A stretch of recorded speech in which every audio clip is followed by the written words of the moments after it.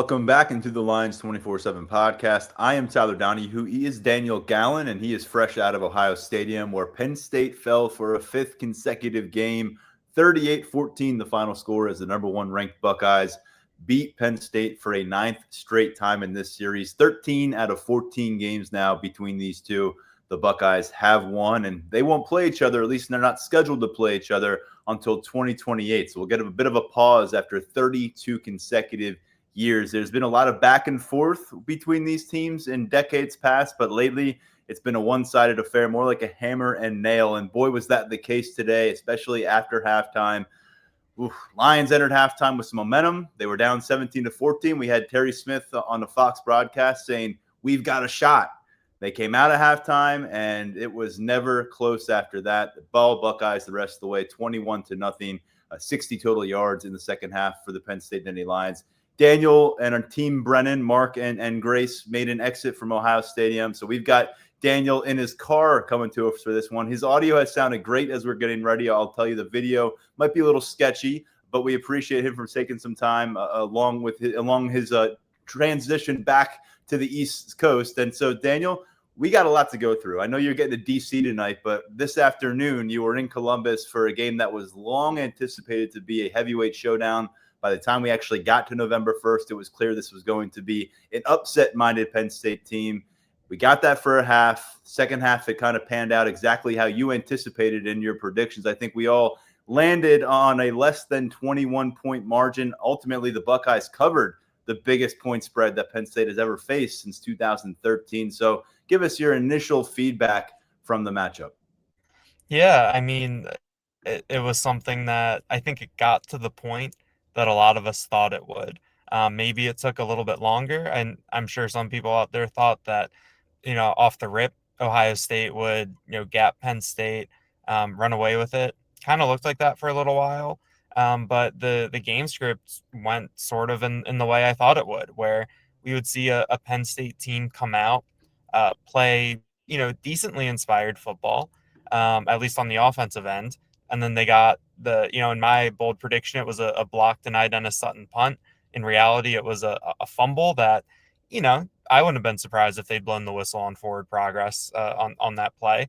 And that gets them right in the game, 17-14 at the half. And you did think like maybe they can do it. But the overarching feel was that we'd seen how Ohio State was moving the ball in the first half. We saw some of the struggles that Penn State was having, and it sort of, the more talented team and the less flawed team really did win out in that second half. Yeah, it's an Ohio State team that hasn't been penalized much over the course of this season. They don't give up sacks. So that was a big error that Penn State was able to take advantage of. Whether that should have blown the whistle on Donaldson's forward progress or not, Dennis Sutton strips the ball.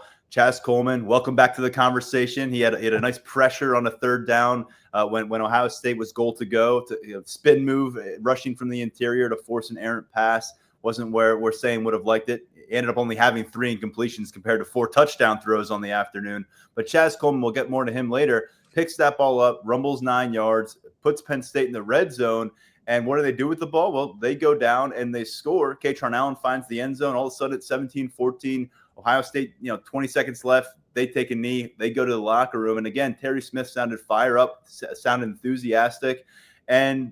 But then it was kind of exactly how you thought it might be in this game, Daniel, in terms of Penn State maybe getting outclassed. That's what it looked like for the second half. We've seen so many years where these teams have gone toe-to-toe. This year, there was no toe-to-toe in that second half. It was one team that looked like they're on their way to something special again this year, and it's another team that is caught up in a terrible spiral at this stage entering November, now has lost 5 straight games. Ohio State has won 12 consecutive games. And I want to get your perspective from Columbus before we get into some of the takeaways from Terry Smith's post-game press conference and some of the bigger storylines from this result. What were you picking up from this team, from the head coach on down after the matchup? Because we've been doing a lot of psyche, mindset evaluations for this team over the course of the losing streak. 4 matchups left on the schedule, but they're having trouble, as Terry Smith said, finding their way out of the storm. Yeah, I think one of the big takeaways is that there's frustration with the way that things are going. And I think that the players, I think they know where some of the issues are coming from. When they talk about how, on every play, you need 11 players doing the right thing. And if one player isn't doing their job, things can go wrong. That's the impression I got. Amari Campbell was kind of giving the sense that, like, there's 9 or 10 guys doing the right thing, and then there's one or two that aren't. And he said it's post snap stuff, and that's where they get in trouble. That's where things start going wrong. Now they're not going to point fingers publicly about this stuff, and I think that this team has done a nice job of presenting a united front. In terms of not letting things behind closed doors get out, handling their business. But you did get the impression post game that they know, I think, some of the things that are wrong, but fixing them has been a little bit more of a challenge than maybe they expected. So that was a little bit of an interesting dynamic to come out of it. But they're a team that they think they're close. I think they're saying a lot of the right things. The offensive players are, only have praise for Ethan Grunkemeyer, and how he's handling this current situation. I think Grunkemeyer has been very honest and, pretty transparent in terms of talking about what he feels he can do better, where he's having some issues. But overall, I think that they know what some of these issues are, and it's just been, not quite being able to fix it. I think. I want to get over to some good before we address a lot of the bad stuff, Daniel. And I'm going to ask for, again, what it was like in that stadium in just a moment. But Penn State's 14 points in the first half. That's more than the Nittany Lions scored in both of their last two matchups against Ohio State. In the entire games, they scored 13 points last season against Ohio State in Beaver Stadium. Remember, that was a defensive touchdown on a pick six from Zion Tracy. And then the last time they visited Ohio Stadium in 2023, they scored 12 total points. And you may recall the only touchdown they got on that day was with 29 seconds to go in garbage time to Caden Saunders in the end zone. To summarize, in the first half today, they scored more touchdowns than they did in the last two matchups against this team combined. And it happened against the Buckeyes defense that was the only in FBS that had not surrendered a first half touchdown through its first 7 games. They had given up fewer than 14 points combined in the first half through their first 7 games. So what was the sense in Ohio Stadium, the crowd, the press box even, when it got to halftime and before the Buckeyes blew the doors open? We'll get to all that in just a moment. If you want a good fun fact tonight, when you're hanging out watching the late games, if you've listened to this pod already, before Nick Singleton's touchdown early on today, the last Nittany Lion to score a non-garbage time touchdown against Ohio State at the Horseshoe. Do you have a guess, Tyler? Oh man, I'm thinking it's that 2021 game where Sean Clifford put up like 370. I will go with Parker Washington. Lee. Hold on. You, at least on my end, I couldn't quite hear you there. What was it? Kevon Lee. Kevon Lee. There's a name. Okay, gotcha. Yes. So it's been a while in the way that these games go. And so, yeah, I mean, I think that you saw Penn State put that drive together in the second quarter, and you got the sense that maybe they found something. Maybe there's something that's working. And even when they did go to the quote unquote 2 quarterback stuff, Liam Clifford taking snaps, and it felt like that drive got bogged down. They ended up in a 3rd and long situation after a botched play where Clifford took a handoff and was going to throw, and then he took a direct snap and handed it off to Katron Allen. Grunkemeyer rebounds and hits Clifford for 13 yards and a first down. And when you see that, you're kind of like, okay, they're shooting themselves in the foot, but they worked around it. Like, they got around it. They overcame, you could say they overcame the play calling there and, kept it moving. And you really did think, okay, like maybe they figured something out. That drive took like 8 minutes off the clock. It's a 10-7 game. And you're like, okay, like they might have found something. And then Ohio State shakes back quickly, and Penn State, I think, gets out of what had been working for them early on. Yeah, it felt like they had some momentum on that drive. I think Nick Singleton, giving them some juice, which we hadn't seen in a while. He had 42 total yards on that touchdown drive. He had 41 total yards in the last two games combined coming into this one. So it's a heck of a possession for Singleton. But all of a sudden, three straight plays that's touches to Liam Clifford, who I think had like maybe two catches on the season coming into this game. I think he had one offensive snap last week. And you pointed it out with your pregame coverage for our folks at Lions247.com that he was getting work at quarterback in pregame warmups. It seemed like Penn State was more motivated to turn to him than to Beckham Kritza, the freshman quarterback who we had not seen in game action yet. We didn't even see him in practice action until last week because of his own injury issues. But with Jackson Smolik off the field, that was something, a bit of a subplot, not really something that I don't think would have affected the game today the way it turned out. But the quarterback depth chart was a mess. We'll talk about QB1 in a moment with Ethan Grunkemeyer. But getting over to some takeaways from Terry Smith here, Daniel. The first and foremost, what plagued them all day long and where Ohio State was able to really generate a response and land its haymakers was Ohio State's pass attack. And we heard from Terry Smith after practice on Wednesday. We talked about this in the pregame podcast Thursday. He said that these are the best two wide receivers in college football. He said it's the best tandem that you can face in college football. And he also called Julian Sayin the hottest quarterback in college football. He referenced his 80% completion rate coming into the matchup. Well, Sayin today was at 87% completion, 20 of 23, 316 yards, 4 touchdowns. He had two 57-yard passes in the second half, one to Cardinal Tate, one to Jeremiah Smith. Smith finishes with 6 catches, 123 yards, 2 touchdowns. That's a 20.5 average. Cardinal Tate, 5 catches, 124 yards, 1 touchdown. That's a 25-yard average.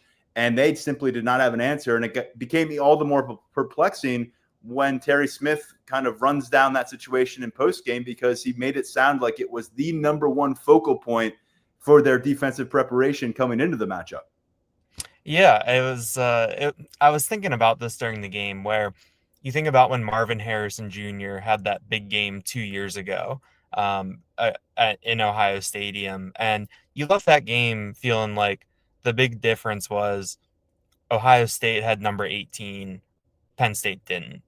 And then in this game, you felt like wow, like these two teams are so far apart, especially on the offensive side of the ball. When you talk about Sayin, Smith, and Tate, I mean, that come into a game with an 80 completion percentage of 80%, and that's going to go up. Like that's pretty impressive. I think Max Ralph from Penn Live pointed out that of those 3 incompletions, I think 2 were just throwaways. And the only one that was really contested was a Dom DeLuca pass breakup when Chaz Coleman had that aforementioned pressure. So, I mean, he was dialed in. That was really impressive to watch in person. I think watching Smith and Tate in person was really impressive, especially when they got behind the defense a couple times. Terry Smith said that, kind of said that like it was one of those things where it sounded like he knew what the issue was, what was going wrong, and he didn't seem too happy about it. But at the same time, he went beyond saying that this is the best tandem in college football. He said that these are the best wide receivers that Ohio State has had come through. And you go back, Chris Olave, Garrett Wilson, Marvin Harrison Jr., Emeka Egbuka, like I'm probably Jackson forgetting Smith and Jigba. I was There's gonna so say many. I'm forgetting 5. So that's really high praise, and I think they backed it up. I think as someone who you relish the chance to see some of these guys play in person, like that part of it is pretty fun. But I was a little surprised at how easy it came for this Ohio State offense.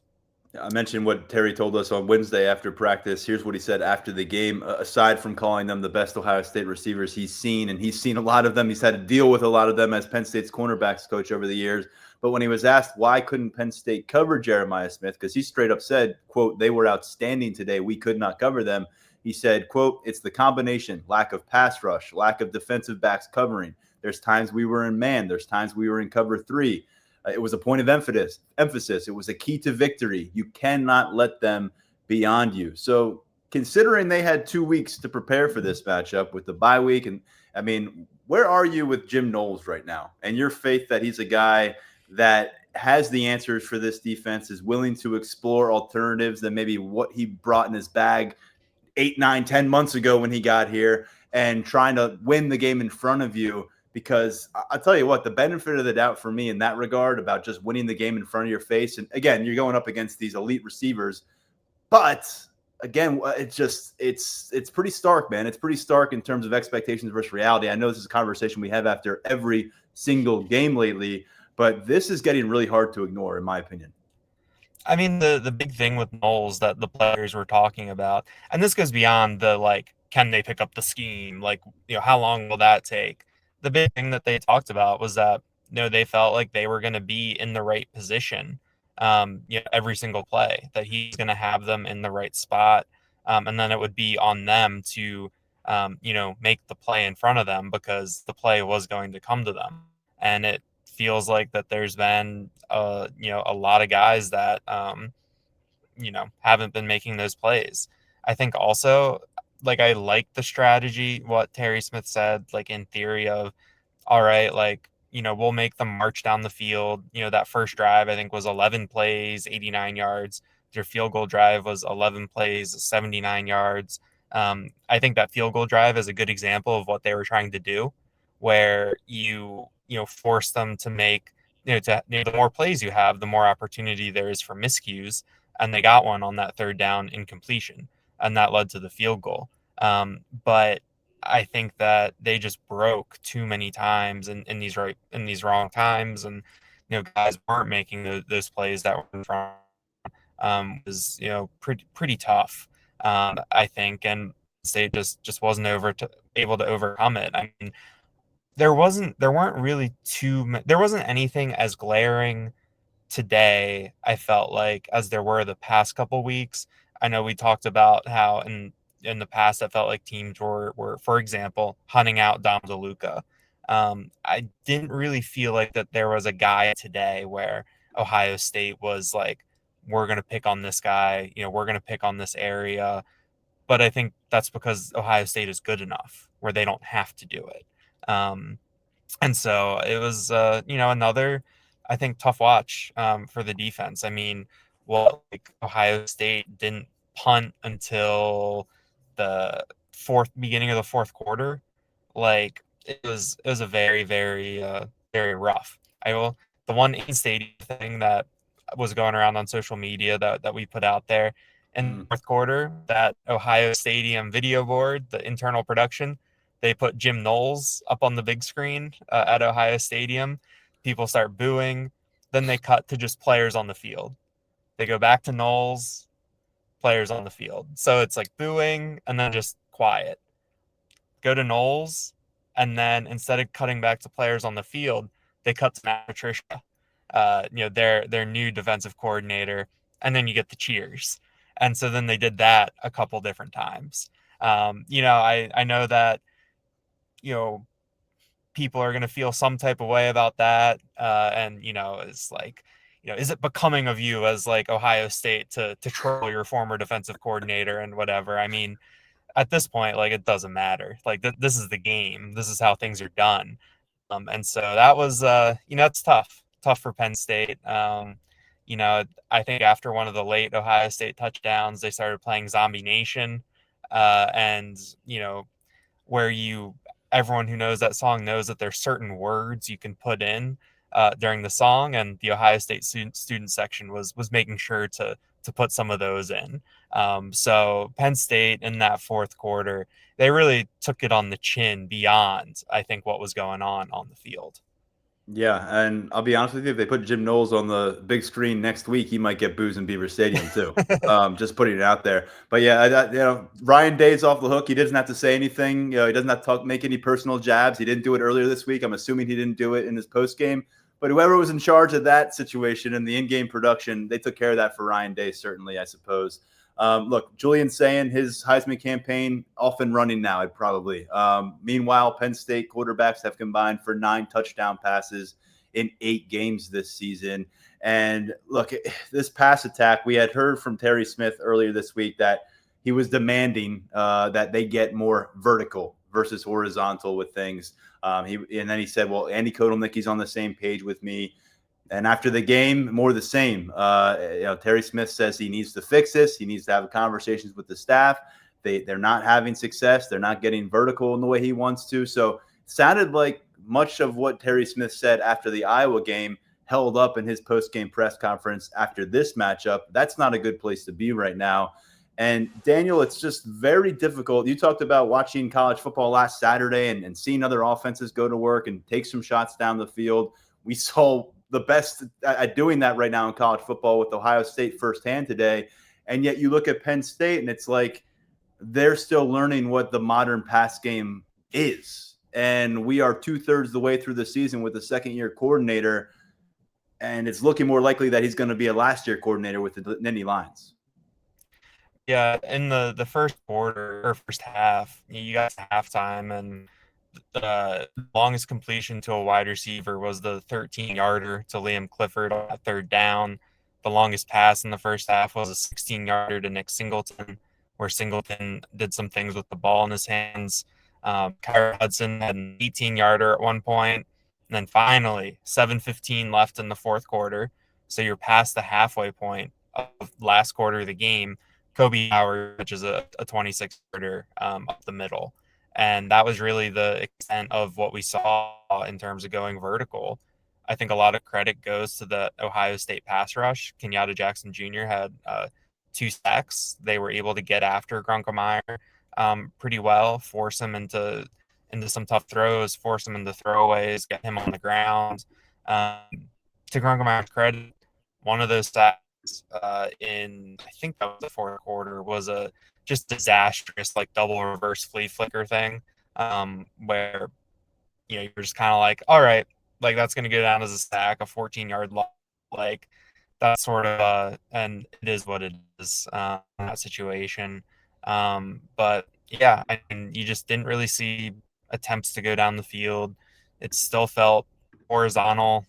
I think at this point it's a bit of an it is what it is when it comes to this offense, which no one wants to hear and is really unsatisfactory, but that's sort of where we are. Yeah, Penn State was at 145 total passing yards today in Columbus. Quarterback one for Penn State has now failed to reach 150 passing yards in 50% of the games this year, including 4 of the 5 Big Ten matchups. You look at QB1, under 180 passing yards now in 11 of 24 total games with Andy Kotelnicki calling this offense. That's 46% of the games with him as your play caller where you're not getting to 180 passing yards. And then you look across the last 13 games, QB1 has peaked at 226 passing yards. Lions are 6-7 during that span. So really tough to deal with that. And additionally, Kobe Howard came through with the longest catch of the day for Penn State, the second consecutive game where the freshman has your longest gain. It was only 14 yards against Iowa when he saw, I think it was 5 snaps in that game. He had a 26-yard grab against Ohio State, which was their biggest gain through the air. And that was on 7 total snaps. And then you saw Tyseer Denmark get 1 snap on offense. And earlier this week, we heard from Terry Smith regarding these guys and saying that they thought they could inject some life into this pass group. And I'll note here, Terry Smith was very clear on Wednesday. He was asked, who determines who's getting in the game with these positional rotations? Is it the position coach? Is it the coordinators? Is it a collaborative effort? He gave a very quick answer. He said, that's the coordinator's call. And so our impression is Andy Kotelnicki is the one determining which wide receivers are on the field, when they're on the field.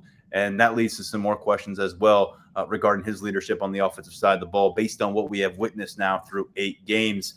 Daniel, to kind of get over to that decision to punt, we kind of glossed over it a little bit earlier. I know that you had a tweet that was pretty pointed about it when Penn State punted on a 4th and 3 from Ohio State's 42. We knew that they had nothing to lose going into this game, but that wasn't a call that looked like they had nothing to lose.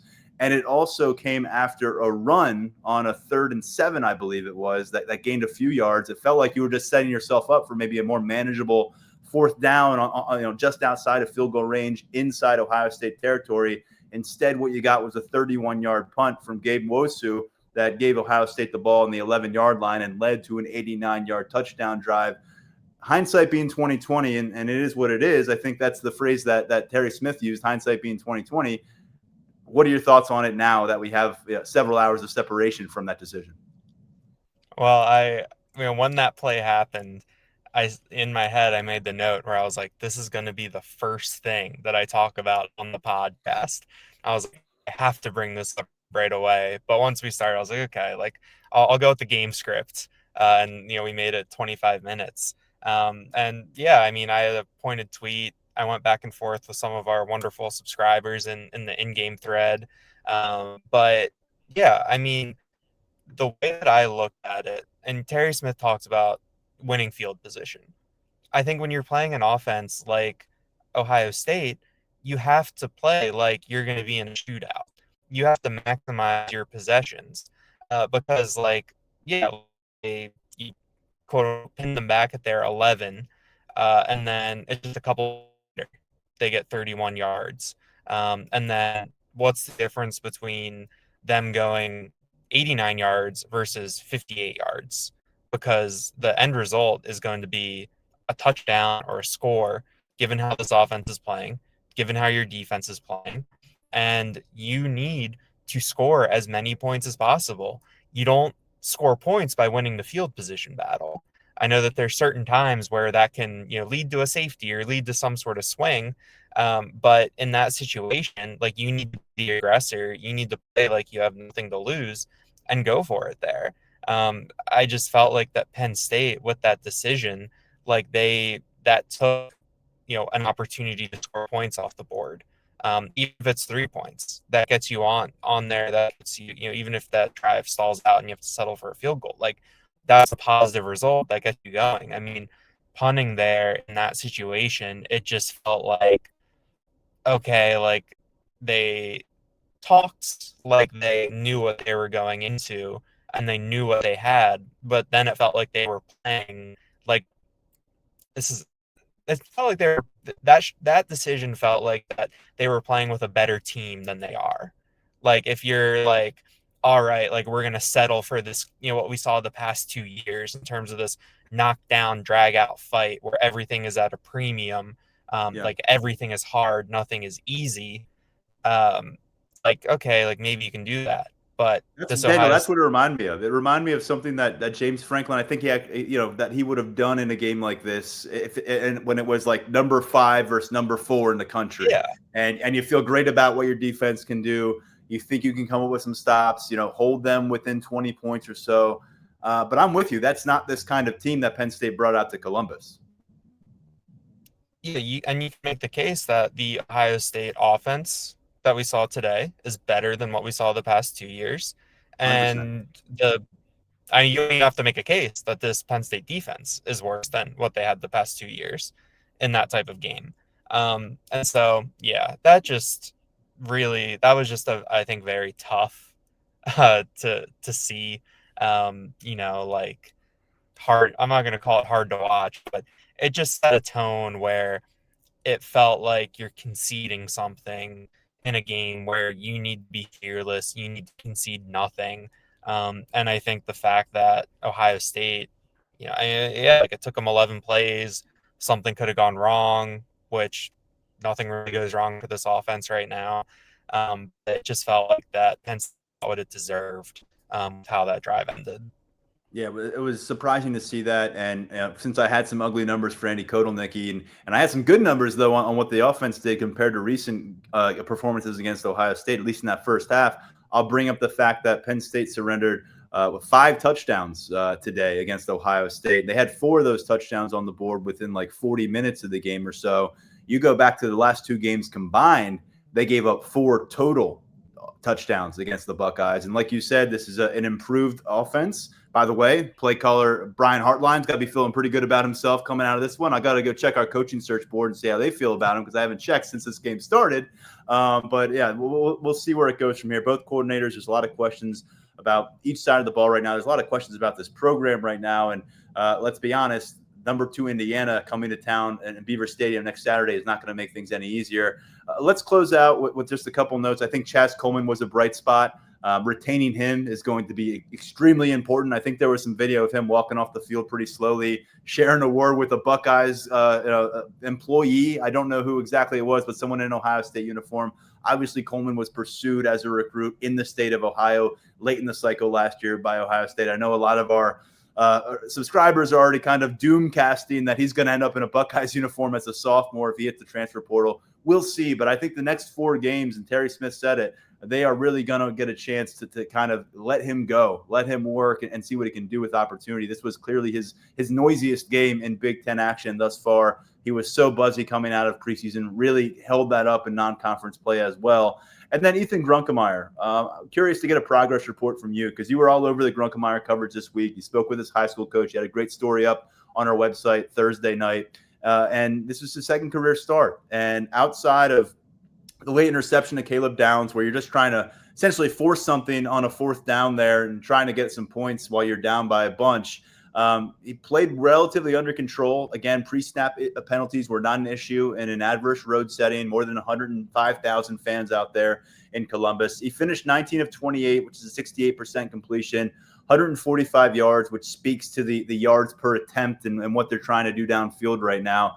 But where do you stand with Ethan Grunkemeyer? It's not like they have anyone else to turn to at quarterback. I know that Terry Smith continues to say that they're excited to see how he builds off of things. He gets to go home next week. We'll see how that maybe impacts things for him not having to prepare for a road setting this time around.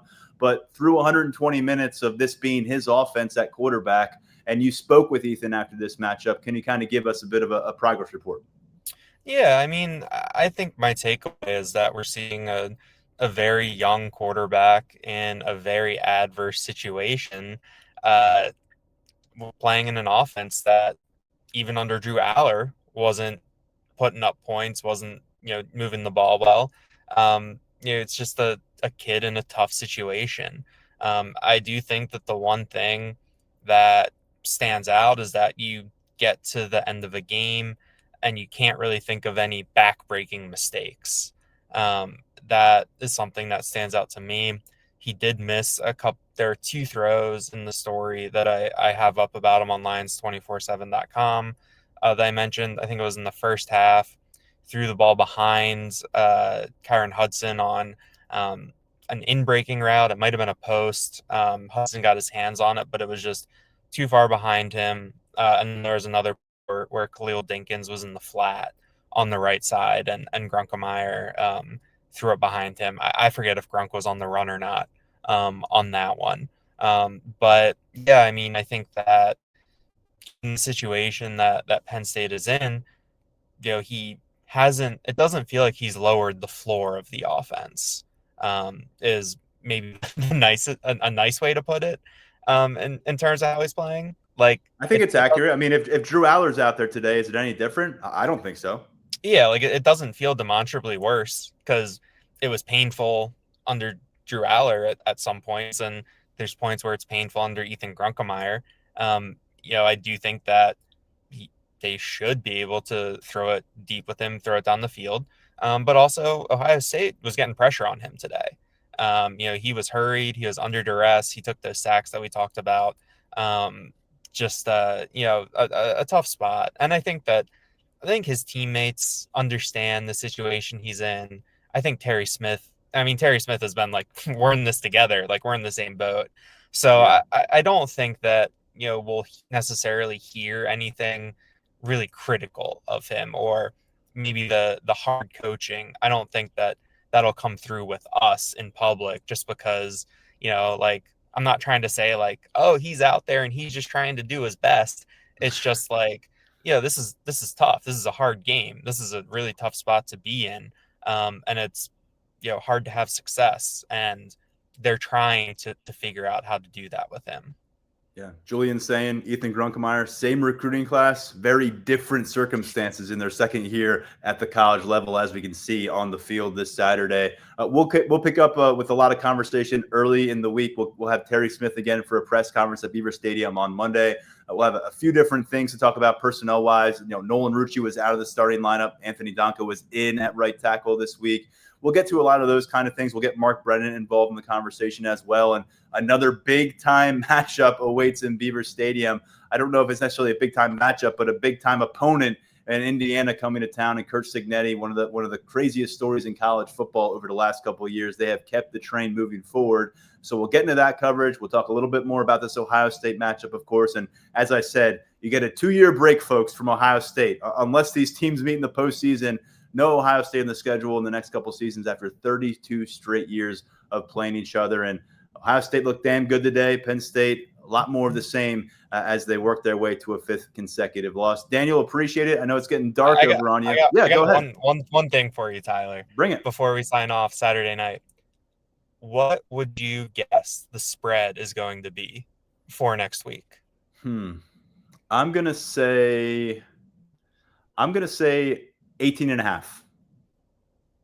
Really? What do you think? I mean, I think neutral field, I would guess Indiana by anywhere from 24 to 27. I think maybe low 20s, but I think you have to factor in that I cheated a little bit. I checked what the final score was of that Maryland game, 55-10, and it was a 20-10 game early in the third quarter. So that's a team that's not going to call out the dogs, but I think it's a number that could be pretty big. Bigger. And I think you think it'd be bigger than this one? Yeah. I think it'll be bigger than what Ohio State had coming in. Wow, that'd be indicative of where things are right now, because we said it. That 20.5 point spread for Ohio State was the biggest. It was down to 18.5 before kick. Oh, was it? I didn't even pick that up. But I have a feeling that maybe there'll be some suckers out there who see the Penn State brand, the Indiana brand, and they don't quite know how to differentiate the two just yet based on where they currently are. And Vegas can make some easy money off of them in the first few hours. But we'll see. Either way, it's going to be another upset opportunity for Penn State. We'll see if they can give a 4-quarter effort this time around. And we'll talk about that matchup coming up. But I know you got to get on the road to D.C. Thanks for hanging with us from a parking lot at a hotel, doing what you had to do to get this one done, Daniel. Good coverage from you, Mark Brennan, and Grace Brennan. We have a ton coming your way at Lions247.com. If you dare continue to follow our game coverage, I know some people have been like, I'm going to keep it to the coaching search thread, not look outside of that right now. And by the way, that thread's still rolling, and we'll keep it going with the intel on what's happening with Penn State's search for the next head coach. But it's all over at Lions247.com, 50% off VIP. For now, putting a punctuation on our 8th post-game podcast of this Penn State season, the 5th following a defeat. I'm Tyler Donahue. He's Daniel Gallen. Thanks for listening to the Lions 24/7 podcast.